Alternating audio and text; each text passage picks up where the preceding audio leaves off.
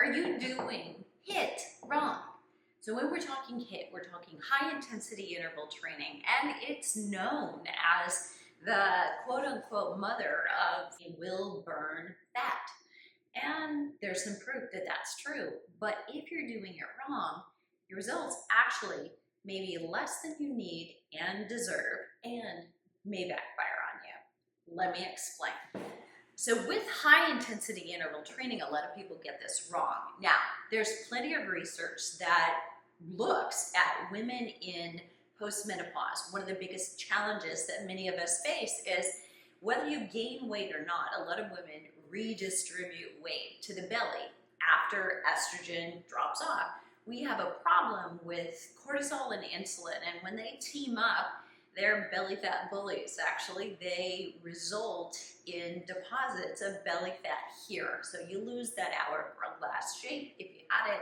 You're experiencing not only muffin top, but that visceral belly fat that's in and around visceral organs, and that's deadly. So we want to do something about it, not just because it doesn't feel good, we don't like the way we look, but because it's dangerous.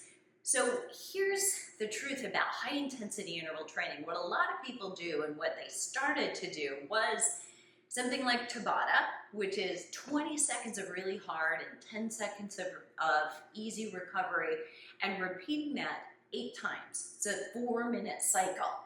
Now, first of all, the Tabata research was based on young athletic men, cyclists, elite cyclists, and they were working so hard, like we're talking over 100%, and they were so hard you're throwing up after the end. Now, most of us are not going to do that, and I wouldn't recommend it. But we also, as midlife women, don't have the same hormonal profile. We don't have the same muscle. We don't have anything relative to a 25-year-old male. So what we need to think about is what works. And what we're noticing here in the research and the literature is that you really have to go all out, and you want to be working at your optimal speed and or against optimal resistance. And when we talk cardio of high intensity interval training, what you need to realize is, although we think that's cardio because we are breathing harder, and it's true, what we're doing is using our anaerobic system. It is much more like the benefit of strength training. Now, we're not specifically gaining lean muscle, but we are using that anaerobic system. We're not using a steady state, get started, warm up, stay there, coast type of exercise that we all grew up in the 80s doing with aerobics, right? What you need to realize is, okay, it's about muscle, and it's about, if I were gonna lift weights, I'd lift for a minute, that set would be done, I'd put it down, I'd recover for that muscle group before I do it again.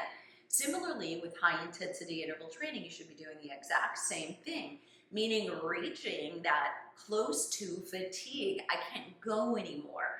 So many people miss this, and this is what happens when you do 8 cycles of 20 seconds of hard and 10 seconds of easy, or you even do 30 seconds hard, 30 seconds of recovery, and you go again, and it's automated by somebody other than you.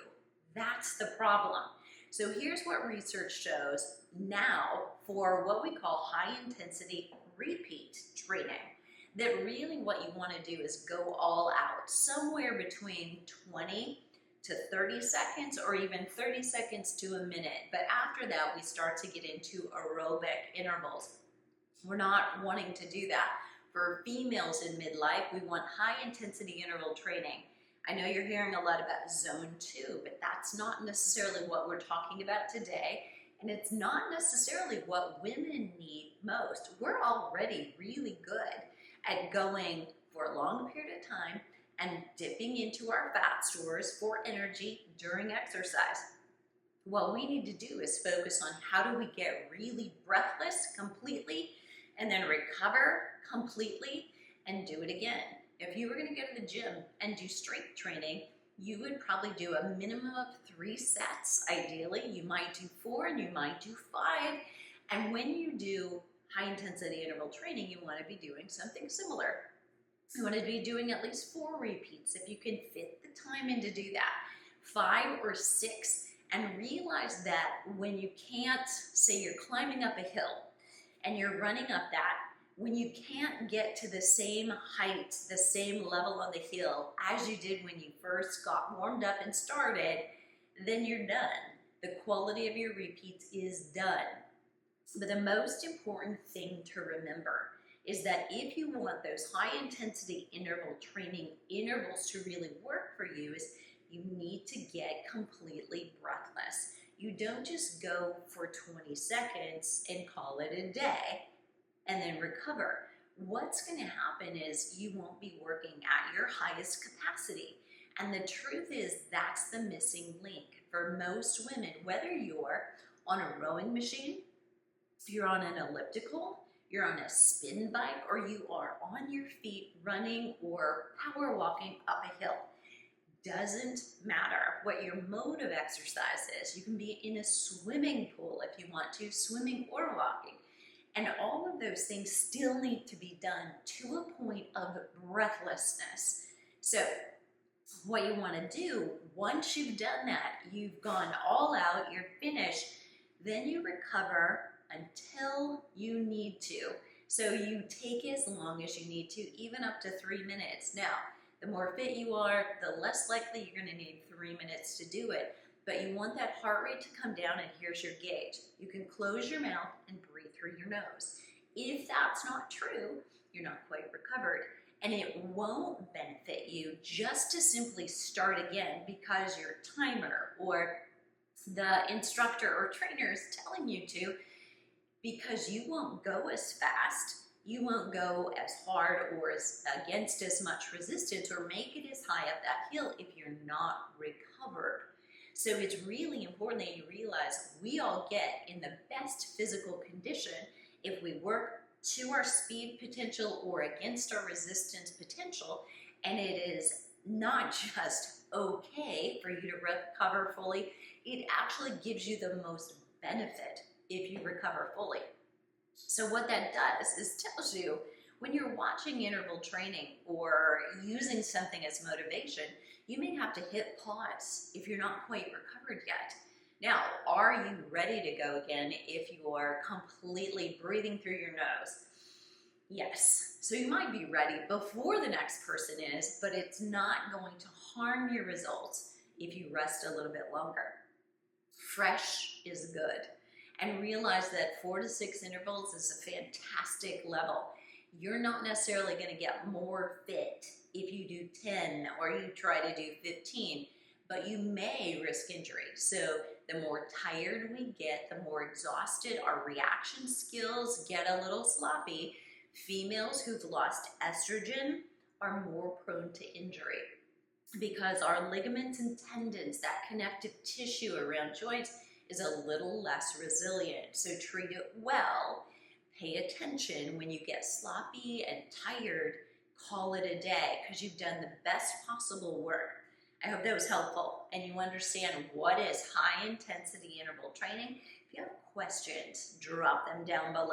I'd love to hear what mode of exercise that you're using for your high intensity interval training. These are a couple of my favorite moves. So first of all, I love to do treadmill sprints, but I also don't love to continue to do that several times a week. So I don't want that banging and pounding on my ankles every day. Now I can run on when you're on a treadmill, it's a padded belt. It's different than hitting the cement and the pavement.